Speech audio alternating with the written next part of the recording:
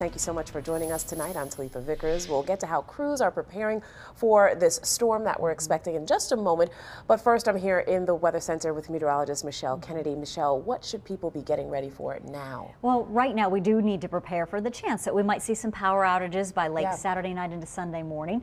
And really that the winds as they come up could be an issue, along with any light glazing that we do see from freezing rain.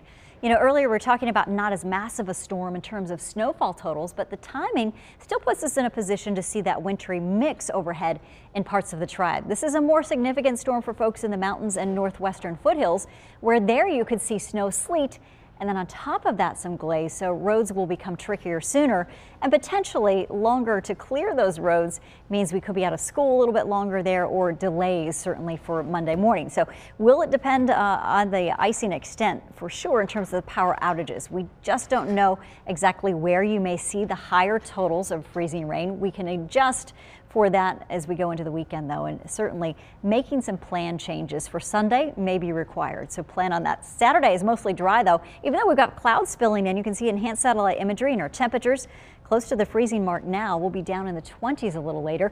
A big cloud shield spreading out ahead of the system. You look at the snow and the rainfall totals coming in with this, and it's pretty impressive too over Tennessee and parts of western Missouri. You're looking at those shower chances that'll continue to pick up and wintry mix along with it. So it is a transitioning system as it lifts our way. We'll also tap into some Gulf moisture. Some surface moisture will build for us, but it's dry air that it has to overcome. You've got warnings in effect for Martinsville, Reidsville, parts of the mountains in northern Piedmont. And in the Triad, you're under watches for the threat now of some freezing rain that could get a little bit higher in spots and become more significant for power outages. So we'll be watching for this carefully, and we do know that in the mountains you also have that risk. Your hour-by-hour forecast will show that the snow chances really develop late tomorrow afternoon into the evening hours before freezing rain may begin. More coming up. Thank you so much, Michelle. Let's check in now with our Steve King, who's live in Stokes County.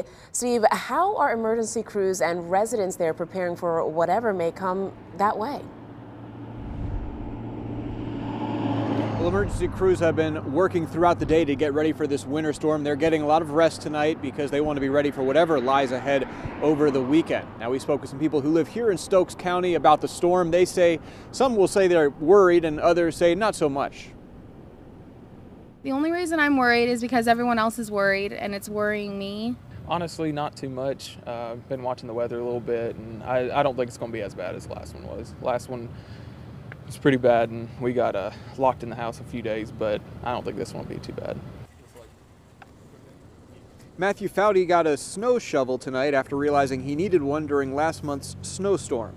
Others stocked up on water, bread, and milk. Now, throughout the day, DOT crews here in Stokes County installed plows on their trucks and laid down 19,000 pounds worth of salt brine on roads to keep them as passable as they can be when the snow, sleet, and freezing rain hits.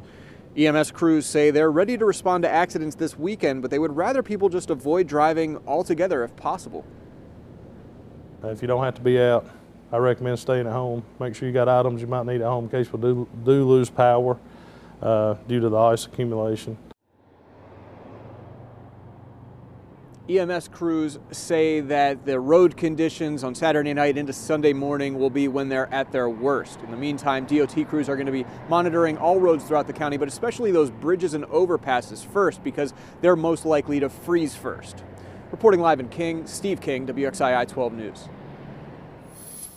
Thank you so much, Steve. Primary roads, bridges, and overpasses across the greater Piedmont Triad, they have definitely been brined ahead of this weekend's storm. Crews in Yadkin County say they have restocked the 600 tons of salt spread during last month's historic snowfall. Now, 60 workers in Greensboro will start 12-hour shifts tomorrow. They say they are ready to go, and so is their equipment. Winston-Salem tells us that they are short about 30 people, but that should not stop the job from getting done. They still have the same number of workers who handled last month's near historic snowstorm, and others are now on standby. We have the ability to reach across departmental lines, pull those those individuals who have the certifications that we need to operate this equipment. It's nothing more than what we've done every other time we've had a storm.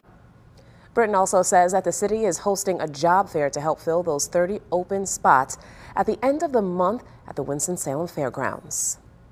Well, this winter weather is not impacting the work that's being done on Business 40 for that major project. Right now, 1.2 miles of Business 40 is shut down between Highway 52 and Peters Creek Parkway. A spokesperson for the project says that contractors include some downtime for weather when they submit their timeline proposals. So this project should be finished sometime next year, and it's slated to finish on time at this hour. Well, a local power crew say that they will be keeping an eye on trees as well as power lines that could collapse from the ice and wind. So now is the time to stock up on those essentials just in case you lose power over the weekend. We're talking about things like water, non-perishable food, some extra batteries, even your medications. You also want to make sure that you keep those devices charged as well.